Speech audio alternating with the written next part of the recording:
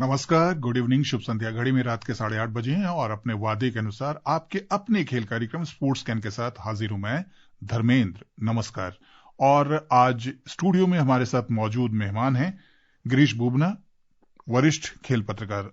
बुबना, स्वागत आपका। बहुत बहुत धन्यवाद धर्मेंद्र जी। और सब इस साल मेरा पहला यहाँ आगमन है, तो नव वर्ष की शुभकामनाएं आपको और सभी श्रोताओं को। आपको भी ढेर सारी शुभकामनाएं और आपसे ढेर सारी बातचीत करें उससे पहले सुर्खियों पर डाल लेते हैं एक निगाह। Anahat Singh British junior open squash championship में लड़कियों के अंडर 19 वर्ग के फाइनल में पहुंची।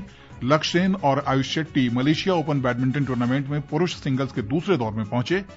आईएसएल की शुरुआत 14 फरवरी से होगी। खेल मंत्री मनसुख मांडविया ने आज इसकी घोषणा की। और आईसीसी महिला T20 रैंकिंग में हरमनप्रीत कौर बल्लेबाजों की सूची में 13वें पायदान पर पहुंची। गेंदबाजी में दीप्ति शर्मा दूसरे स्थान पर। तो शुरुआत आज ऐतिहासिक कामयाबी से, क्योंकि Anahat Singh British junior open squash championship के फाइनल में पहुंच गई हैं। बर्मिंघम में महिलाओं के अंडर 19 वर्ग के सेमीफाइनल में आज उन्होंने मिस्र की मलिका अल कराक्सी को लगातार गेम में पराजित किया और पहली बार उन्होंने इस वर्ग के फाइनल में जगह बनाई है। सुनते हैं पहले ये रिपोर्ट।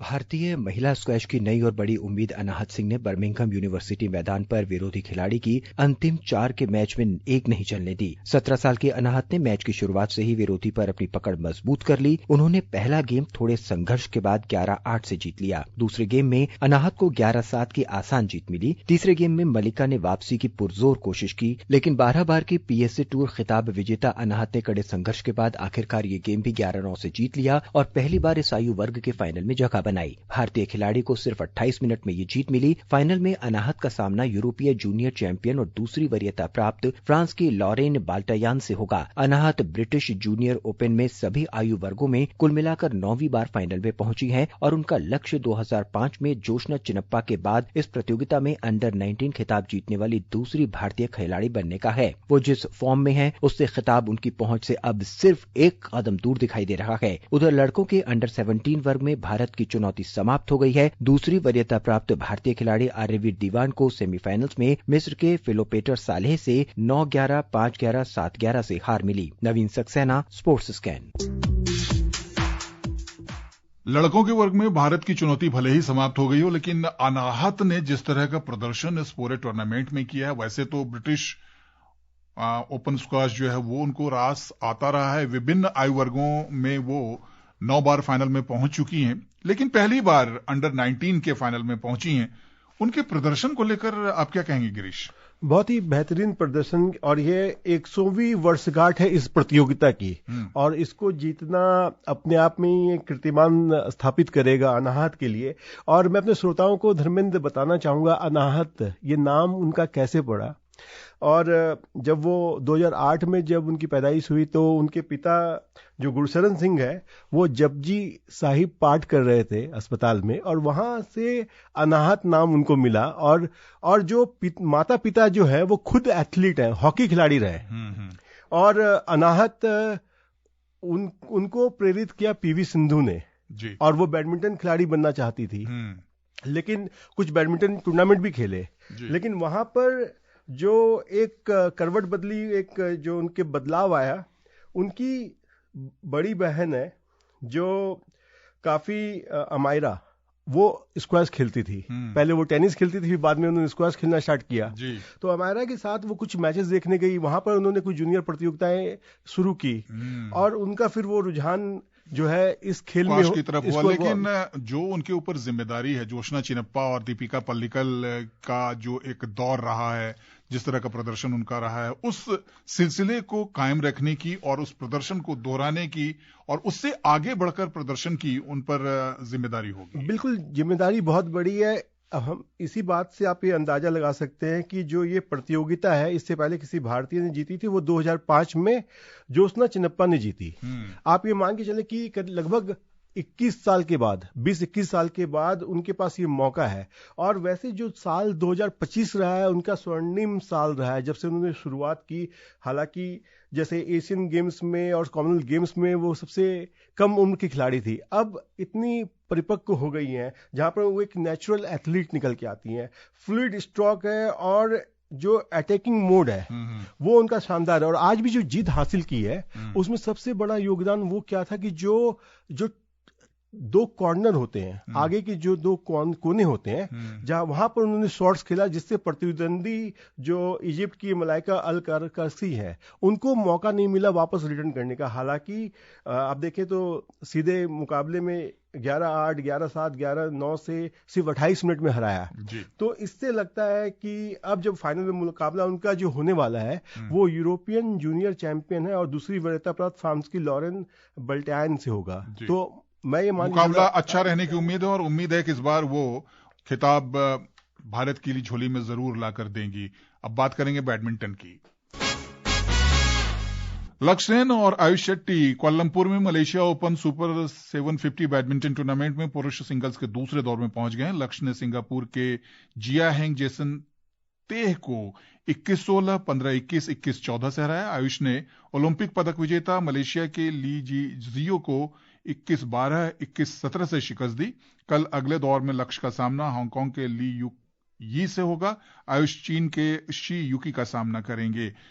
ये जो प्रदर्शन है, लक्ष्य सेन तो खैर अच्छा प्रदर्शन करते रहे, पिछला साल उनका उतना अच्छा नहीं रहा, मिला जुला रहा, लेकिन आयुष ने जिस तरह से साल के इस पहले टूर्नामेंट में ओलंपिक पदक विजेता को मात दी है, ये भारतीय बैडमिंटन के लिए साल की शुरुआत में ही उम्मीद की एक नई किरण लेकर आया। बहुत ही BWF का जो कैलेंडर होता है उसमें इस साल का ये पहला टूर्नामेंट मलेशियन ओपन जो है सुपर 1000 जो बहुत बड़ा टूर्नामेंट है और वहां पर उन्होंने लोकल जो फेवरेट है मलेशिया के उनको ली जिया को हराया। और धर्मेंद्र सबसे बड़ी बात यह है कि हालांकि ली जिया जो है वो हार गए, लेकिन एक चीज और अपने श्रोताओं को बताना चाहेंगे कि हालांकि वो काफी समय से चोट से ग्रसित थे और ब्रोंज मेडलिस्ट रहे, लेकिन ली जिया इसलिए भी वो मुझे लगता है रिहैब से बाहर निकल के आए और इस प्रतियोगिता को खेला कि जो आने वाले ओलंपिक्स है जो LA में होने हैं, लॉस एंजलिस में होने हैं, और उसका अब से लेकर वो एक साल जो रैंकिंग जो उथल पुथल होती है उसके आधार पे वहां पर शिरकत मिलती है। तो इस लिहाज से भी उन्होंने वहां पे झोंका, लेकिन सबसे बड़ी बात उपलब्धियों को नहीं नकारा जा सकता और आयुष शेट्टी ने बहुत बड़ा कीर्तिमान स्थापित किया है और आने वाले समय में हो सकता है कि लक्ष्य सेन और आयुष शेट्टी क्वार्टर फाइनल में आपस में इसी प्रतियोगिता में भिड़ते हुए देखिए आपको। बात फुटबॉल की। इंडियन सुपर लीग ISL की शुरुआत 14 फरवरी से होगी। खेल मंत्री मनसुख मांडविया ने आज इसकी घोषणा की। इस लीग में सभी 14 क्लब हिस्सा लेंगे। सुनते हैं उनकी ये बातचीत और उनकी ये बाइट। आज सरकार, फुटबॉल फेडरेशन और सभी फुटबॉल क्लब के प्रतिनिधि के साथ विस्तार से मीटिंग हुई है और हम सब लोगों ने साथ में मिलकर निर्णय करा है कि ISL लीग 14 फरवरी सैटरडे से स्टार्ट होगी और सभी हमारे क्लब उसमें पार्टिसिपेशन करेगी और देश में फुटबॉल प्रेमी और हमारे प्लेयर लिए खुशी का समाचार है। देश में फुटबॉल आगे बढ़े, फुटबॉल में देश अच्छा परफॉर्मेंस करे, लीग के द्वारा हमें देश को अच्छा प्लेयर मिले, इस उद्देश्य के साथ इस लीग कराई जाएगी। और बेंगलुरु में 7 और 8 फरवरी को भारत के खिलाफ होने वाले डेविस कप क्वालिफायर मुकाबले के लिए नीदरलैंड्स ने अपने शीर्ष सिंगल्स खिलाड़ियों टेलन ग्रिस्पोर और बोटिक वैन डे जेंडस्चुल्प को 4 सदस्यीय टीम में शामिल नहीं किया है। ग्रिस्पोर वर्तमान में नीदरलैंड के नंबर 1 खिलाड़ी और उनकी विश्व रैंकिंग 25 है। जेंडस्चुल्प की विश्व रैंकिंग 75 है। भारत के खिलाफ मुकाबले में सिंगल्स वर्ग में विश्व रैंकिंग में 71वें स्थान पर काबिज जेस्पर डिजोंग और 158वीं रैंकिंग के खिलाड़ी गाय डेन ओडेन नीदरलैंड की अगुवाई करेंगे। डबल्स मुकाबले में विश्व रैंकिंग में 27वें स्थान पर काबिज डेविस पेल और 35वें नंबर के सेंडर एरेंट्स पर नीदरलैंड का दारोमदार होगा।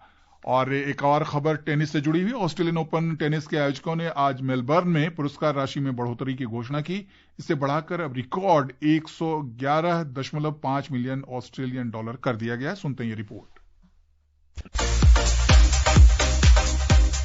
साल के पहले ग्रैंड स्लैम ऑस्ट्रेलियन ओपन की पुरस्कार राशि में ऐतिहासिक बढ़ोतरी की गई है। पिछले साल की 96 मिलियन से अधिक ऑस्ट्रेलियन डॉलर की तुलना में इसे इस साल 111 मिलियन से ज्यादा कर दिया गया है। ये पिछले साल के मुकाबले 16% अधिक है। पुरुष और महिला सिंगल्स के विजेताओं को 2.79 मिलियन ऑस्ट्रेलियन डॉलर मिलेंगे। ये पिछले साल से 19% ज्यादा है। उपविजेताओं को 2.15 मिलियन और सेमीफाइनल खेलने वालों को 1.25 मिलियन डॉलर मिलेंगे। क्वालिफाइंग राउंड में 16% की बढ़ोतरी हुई है। सभी सिंगल्स और डबल्स खिलाड़ियों को कम से कम 10% की बढ़ोतरी मिलेगी। मेन ड्रॉ के पहले राउंड से बाहर होने वाले प्लेयर्स को 1,50,000 ऑस्ट्रेलियन डॉलर मिलेंगे। ऑस्ट्रेलियन ओपन 2026 की शुरुआत 12 जनवरी को मेलबर्न पार्क में होगी। ऑफिशियल ड्रॉ 15 जनवरी को grand slam Oval fan stage पर होगा। Shashank Kumar, sports can.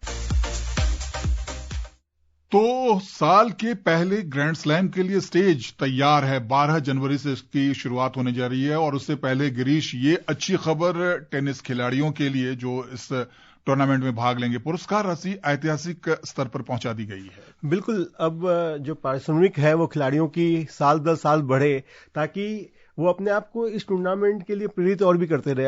हालांकि अब दुनिया भर में लीग्स भी का भी चलन हो चुका है।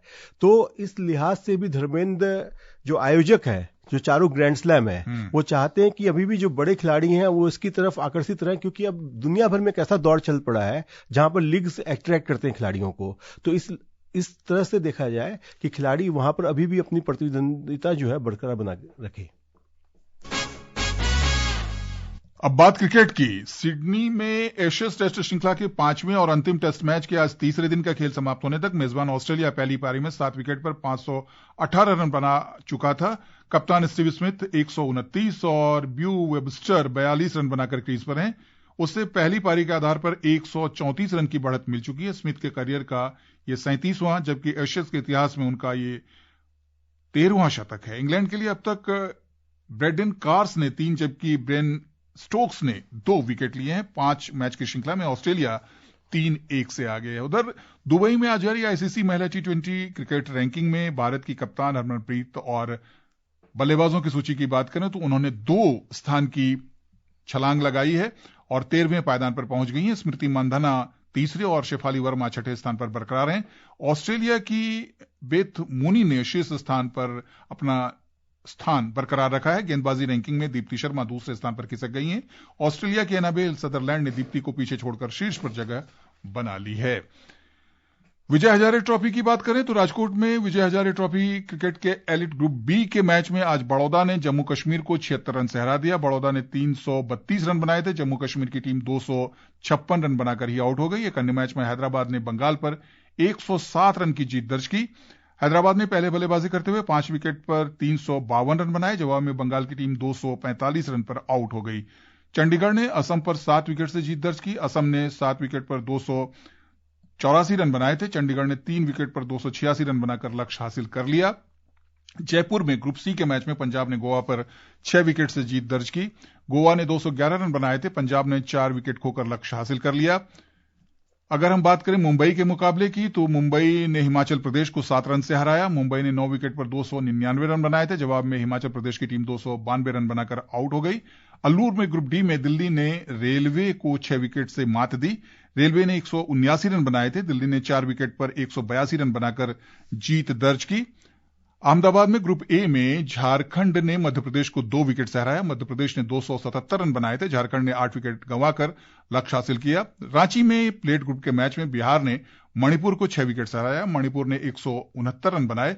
बिहार ने 4 विकेट पर 170 रन बनाकर जीत हासिल की। समय ज्यादा नहीं है, लेकिन जो विजय हजारे ट्रॉफी के मुकाबले चल रहे हैं, काफी दिलचस्प मुकाबले हो रहे हैं और कई खिलाड़ियों के प्रदर्शन निखर कर सामने आ रहे हैं, जो वर्ल्ड कप से पहले एक अच्छा संकेत है भारत के लिए। बिल्कुल, इसमें काफी बड़े खिलाड़ी शुभमन गिल, यशस्वी जायसवाल इन सब ने हालांकि डिसअपॉइंट किया, लेकिन श्रेयस अय्यर और मोहम्मद सिराज उभर के निकले। तो एक आने वाले समय में अच्छा रहेगा इनके लिए मौका। जी, और अब घड़ी की सुइयां कह रही हैं कि आज के हमारे स्पोर्ट्स कैन कार्यक्रम का समय समाप्त हो रहा है।